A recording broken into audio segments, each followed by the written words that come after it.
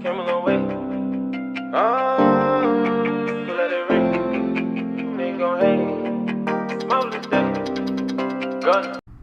As welcome to WAR WWE 2018. Max Morris here, as always. As what an eventful post WrestleMania Raw we have.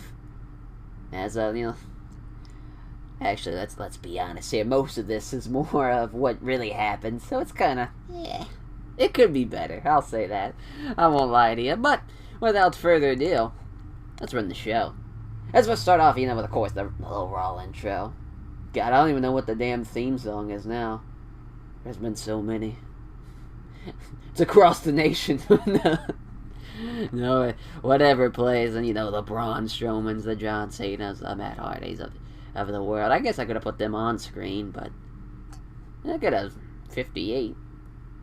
C minus, I think I made the angle minor, so because it's just it's an intro, so it's really no big deal of the show. As I got a turn or a gimmick change. Yes. Oh, yes. Fuck it. Fuck it, we're live, pal. Then the WrestleMania recap video, of course, John Cena losing to The Undertaker in like 2 minutes, 45 seconds, whatever it was. Seth Rollins becoming grand champion. Roman losing. Ronda and Triple H and Stephanie, that match. And then Kurt Angle, of course, don't want to forget about that, man. Brock winning, where nobody gave a shit, and The Undertaker coming back. Yeah, that's the highlights of WrestleMania, I guess I could have just said, but whatever. As, there we go, now I'll do now. As, Roman. Complete turd. Average, alright. And then, let's start off with the in-ring segment. As we open the show with the McMahon family, Stephanie McMahon, Shane McMahon coming from SmackDown for this special occasion, and Triple H himself in the ring with a memorial on the graphic, a memorial graphic on the Titantron for one Vincent Kennedy McMahon. Of course, the heart attack. It took it right after WrestleMania. He was found dead of a heart attack. In here, sharing the good memories, sharing the good times of Stephanie McMahon, still in a sling from WrestleMania. After Ronda Rousey broke her goddamn arm with the armbar. It's Shane making it, a huge deal for him being here, obviously, from SmackDown, kind of putting over how big of a moment this is. Of course, fucking Vince McMahon dying. I'm sure that's a halt of production for the day, but still the show must go on, of course. The show's got to go on as, the Shane saying he's idolized his father like any little boy does. How he wanted to be in his father's footsteps, helping from the company from a very early age as a referee, into behind the scenes of the production team, to being a commentator, and then by his side in the Attitude Era, just the whole spiel of him and Vince and Stephanie, same thing, how, Vince didn't want her to be in the business, and then, she, after graduating college, she came to the business, was a on-screen role with Test, and then turned after Vince in the corporate ministry happened, and she joined Triple H, that whole deal. And then it goes to Triple H. It's down to him. He goes, not one man can take the job of Vincent Kennedy McMahon. So we all are going to be a part of something special. Shane, Stephanie, and I, we will be running the WWE, the World Wrestling Entertainment, from now on. In this time of sacrifice and pain and sorrow, there's a time of war. It's a time where you might see a superstar 1 week, and the next week they're gone. The ever-changing flows of war. The price we will pay to see who is the better man, who is the better superstar, who is the better performer. This whole spiel of hyping up war and how it pertains to WWE.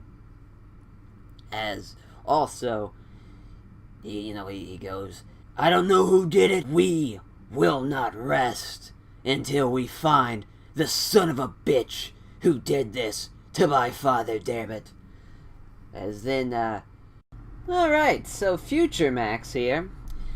So, for some odd reason, that recording was fucked up. I don't know why. Out of the 22 minute video, it only saved 6 of it. So, the only way I'm going to be able to redo this is basically, I re-recorded the promos on Audacity, and here, I'm going to showcase pretty much what happened during the show. So, I'll try to ebb and flow through it. It stops at the opening promo here with the McMahons in the beginning of the show. So then we'll go on to the next segment. He gets interrupted, though, by Ronda Rousey. Oh, God. Her music plays. She comes down, microphone in hand, down the ramp. As, he goes, I just want to give my condolences to the man who gave me an opportunity to step foot into the wrestling world after leaving the mixed martial arts world in the UFC, to be able to showcase my love of wrestling on the biggest stage of them all. I wish I had a chance to thank the man himself, but I guess this will have to do. And, she just tried to wholeheartedly thank the McMahons for giving her a chance to do her dream, to be a dream of being a pro wrestler. And then Stephanie McMahon goes, you have a lot of balls to come out here. You broke my arm. You wanted to be a star, and you took it too far. Did I deserve to get my arm broken? Couldn't you just let me go and win the match like a sane performer? But no, you had to go the barbaric route and break my arm. And now you've come here to gloat about how we got to make your dream happen. My father is in the ground, damn it. My arm is in a sling, and that's the best you could come up with is thank you. Screw you. And Ronda goes, you got the wrong idea. I wanted to say I'm sorry. I wanted to thank Vince McMahon. I wanted to thank the family, the McMahon family, for what you guys have done for me, getting me out of that sad time, that desperate time when I lost to Holly Holm. I didn't know what I could do, where I should go after that, and the losses kept mounting up. But you guys, specifically, even you, Stephanie, you gave me the light at the end of the tunnel, and I cannot thank you enough.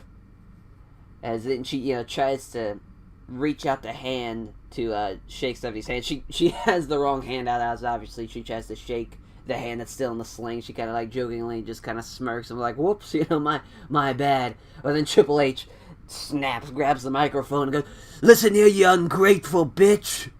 Just remember who made your ass. That's my Triple H voice. I'd give it a 3 out of 10. It's not great, but goddamn it, it's my voice, damn it, it's my Triple H impression. It sounds like someone trying to do an imitation of somebody else's Triple H impression. It's pretty bad, but you have the balls to come out here and try to thank us?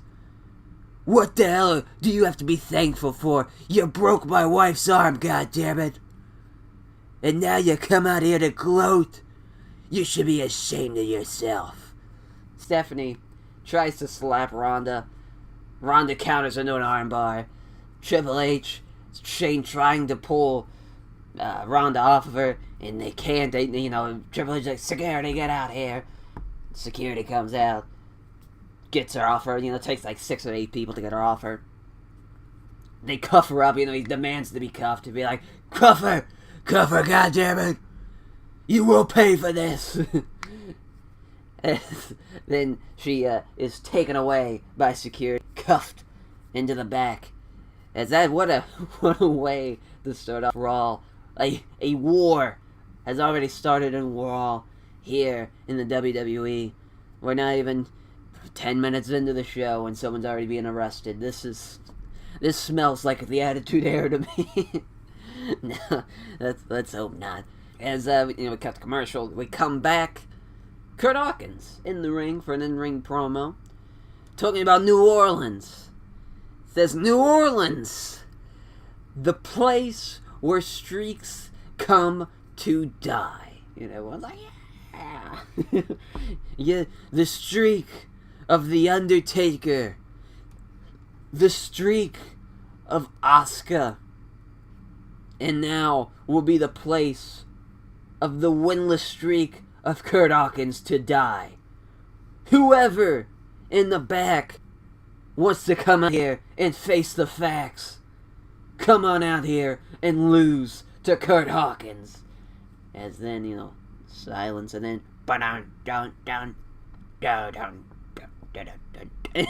it's Samoa Joe. The Samoa submission machine. And he chokes out Curt Hawkins in 2 minutes. And he gets the win. Samoa Joe's back. Yeah. Samoa Joe's back. As then we cut to the back. Kurt Angle is in his office.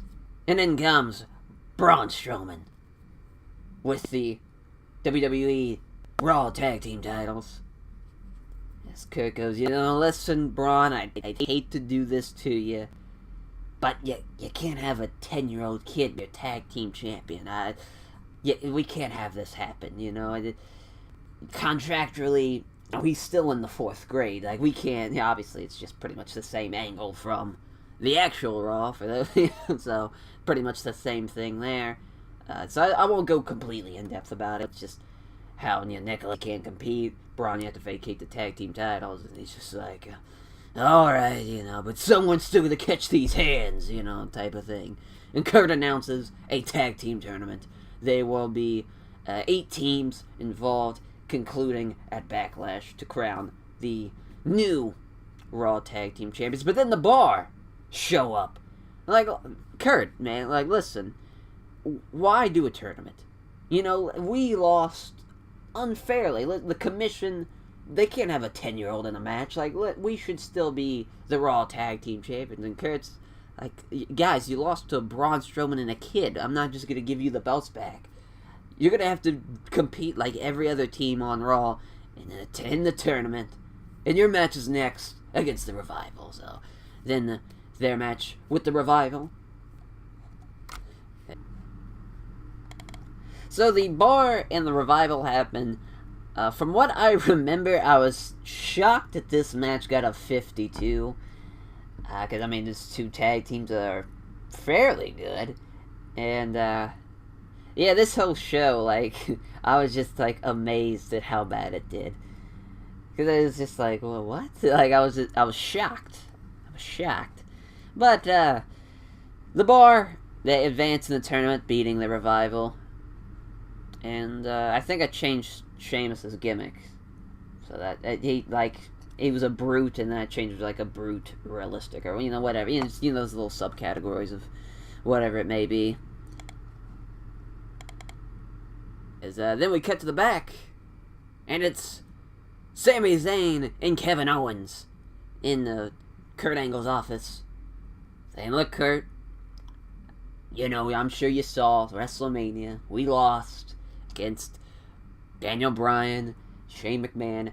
We don't have a job. We don't have a job. We're SmackDown, and we were just wondering if you had any openings here on Raw for 2 highly touted, 2 of the best in the world athletes. If you had a job for us, we would greatly appreciate it. It's Curt, because, guys, you got fired for attacking your GM on SmackDown. I don't think that's a great idea. for me to just jump right into things with you guys here on Raw. But there is no debate.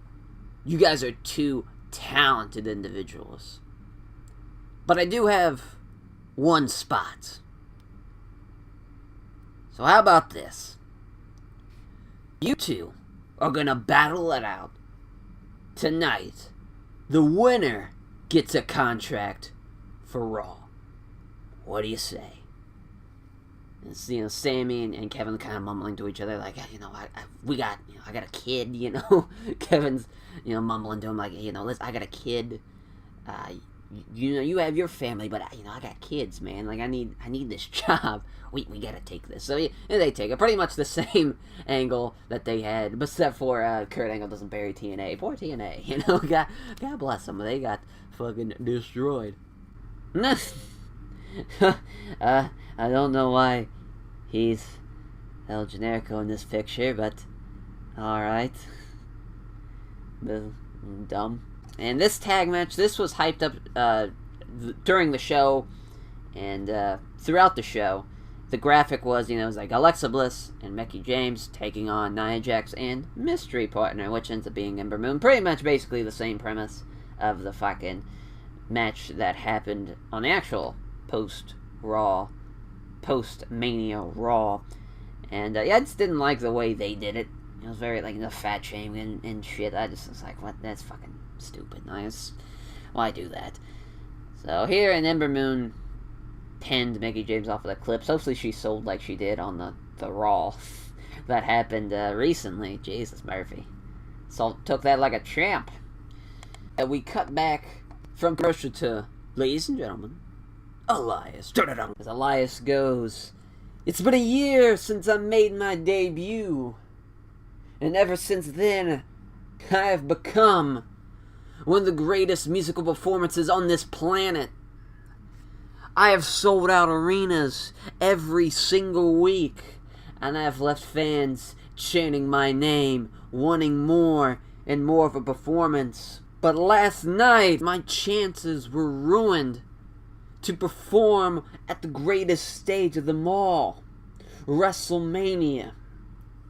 Thanks to John Cena. But ever since John Cena lost in 2 minutes and 45 seconds to The Undertaker, I'm sure he's regretting ever stepping foot in front of me. As for tonight, there will not be any interruptions. This will be my time to sing my songs and to give my fans the performance of a lifetime. Now, I'm sure you're still the same scumbags who wanted me to get beat up by John Cena yesterday. But to my true fans, I just have one question to ask. Who wants to walk with Elias? Yeah! Place goes apeshit, of course. And that's what I thought. Playing this guitar, but all you hear is it's that son of a bitch Roman Reigns.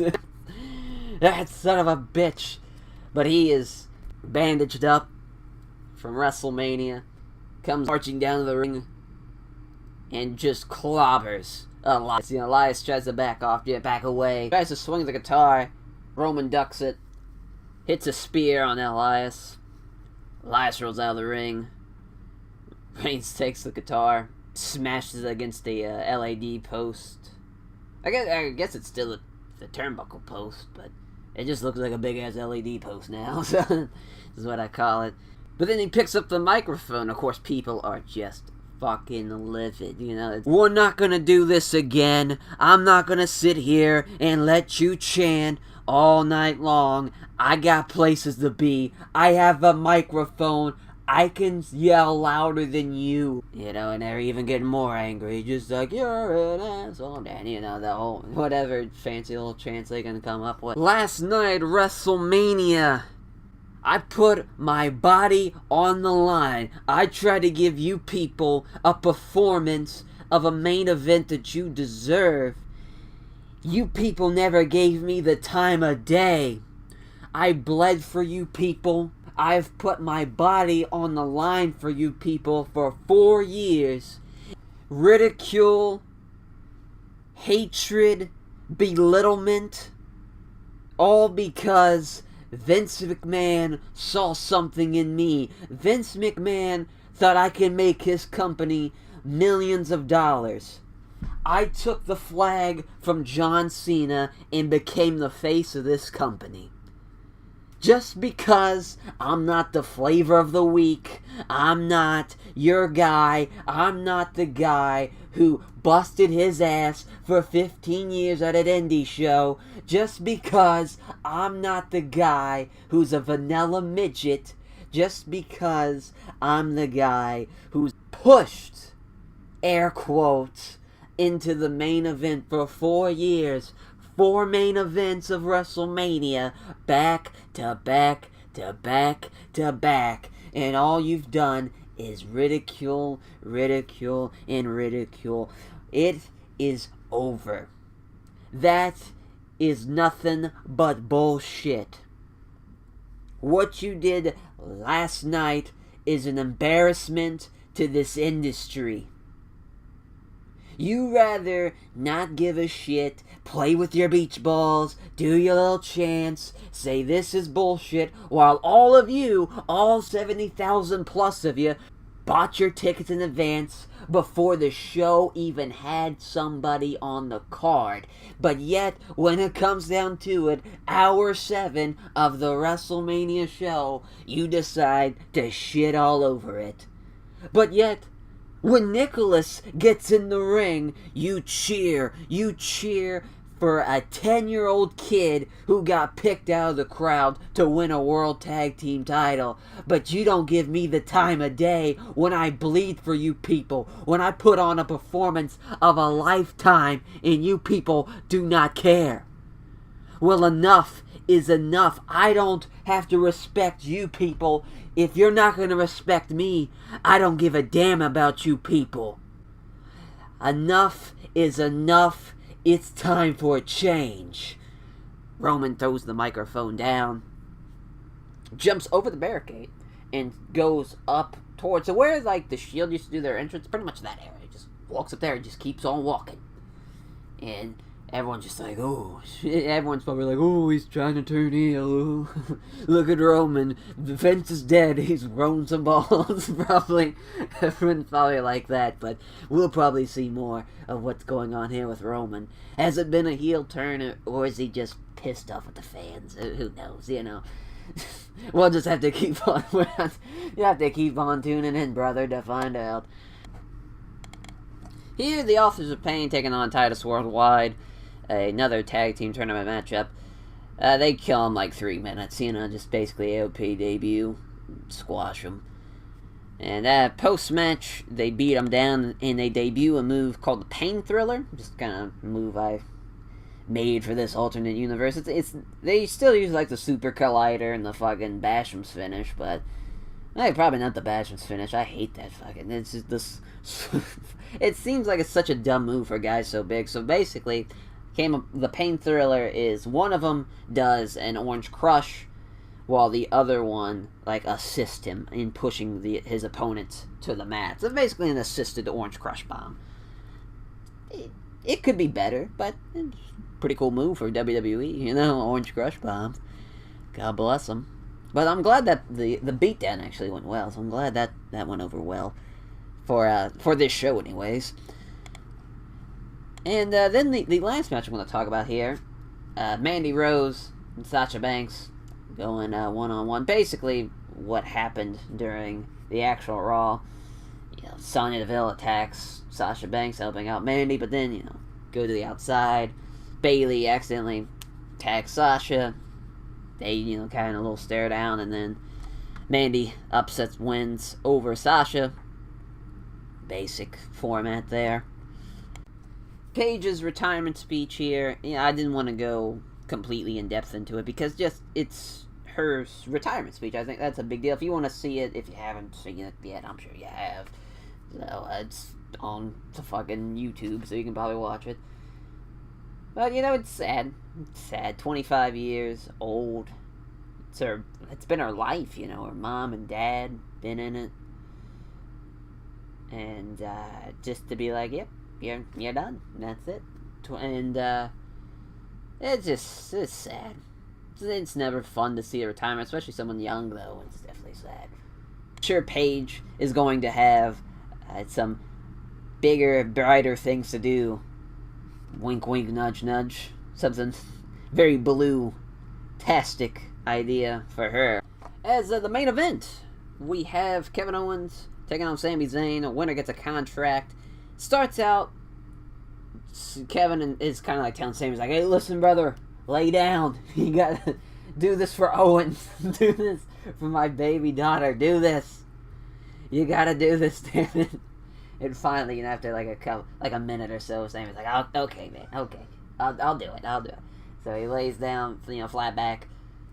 Kevin, so he's a little paranoid, though. The paranoia starts kicking in. He's like, all right, just don't do it. He's kind of very hesitant about it, but finally he does it. Hooks the leg. It's 1, 2, and schoolboy roll up from fucking Sami Zayn. Reversal. Gets a quick 1-2 kick out from Kevin, and then they're just like, what the fuck? What are you doing? What are you trying to pull? I thought we were friends, damn it.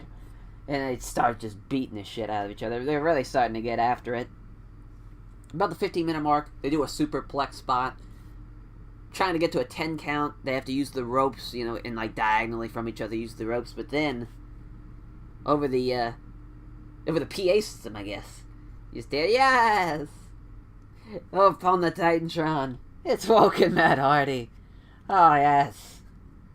One delightful to see him here in the main event as he goes, Brother Steen, Brother Larry.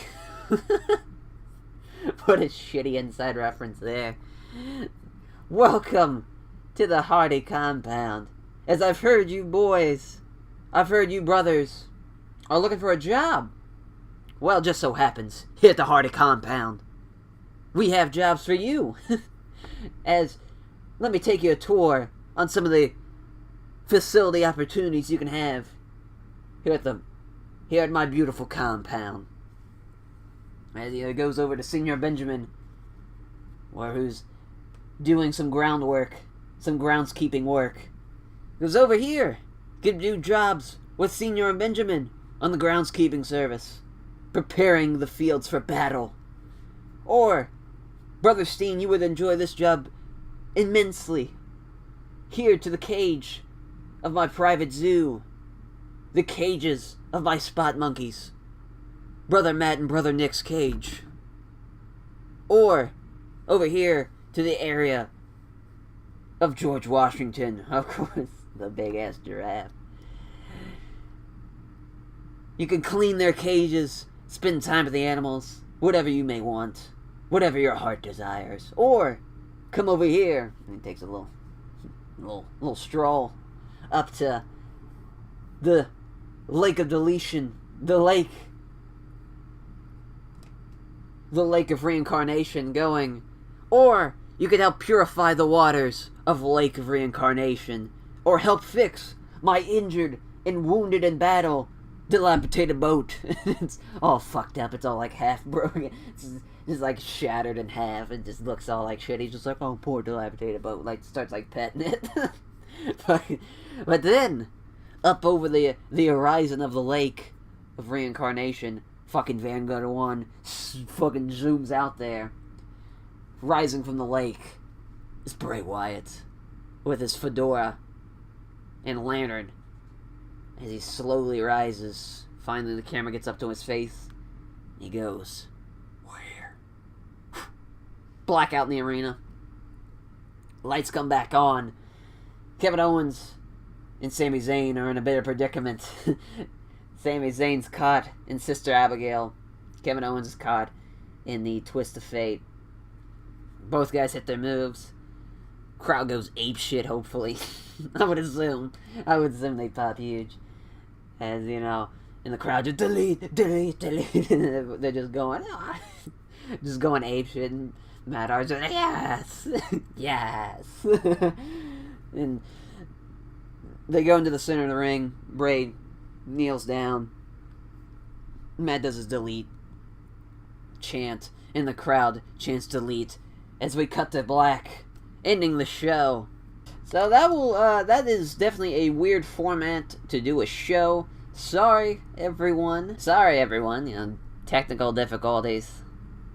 They don't want war to happen, goddammit, OBS, but I'm sure, hopefully, it doesn't happen again. But if so, well, I'll just do this format. I could have just, you know, recovered the game and, like, sent it back, like, to, like, Sunday or, you know, the start of the game, but so much shit happened, like, I didn't want to just do that all over again, to be honest. This way, it's easier, at least. But, it's gonna be... It's a weird video, because, first of all, this Raw itself, it's very weird, because it's pretty much... They're really not a whole lot of creative differences compared to the real one. There's a lot of stuff that was like, this happened on the real one, or this happened on the real Raw, and stuff like that. So, for it being an intro episode of the actual booking, it's very weird, because it's somewhat like, it's WWE, but there's a little bit difference. But I try to make it to where it's a huge differences. Once the roster gets cut off and stuff, and once I really get going, it's going to be a lot different than modern day WWE. But right now, it's just kind of like, well, you got to start somewhere, so you might as well keep on carrying the torch of what's going on. You got to still keep going off that timeline. At least so far, in the beginning here, these first 2 episodes. But then, once we get going, once it starts, you know, getting down to, you know, once it gets past episode 4, I'll say, then it's going to be like, this didn't happen on, you know, there'll be a lot less of that going on. So, sorry for the video again, wrapping this up. Hopefully, you know, if you guys still enjoyed it, God bless you. Yeah, things happen. But hopefully episode 3 goes off without a hitch for our first SmackDown. The first kind of more TW episode. Hopefully, we'll see you there for episode 3. Take care.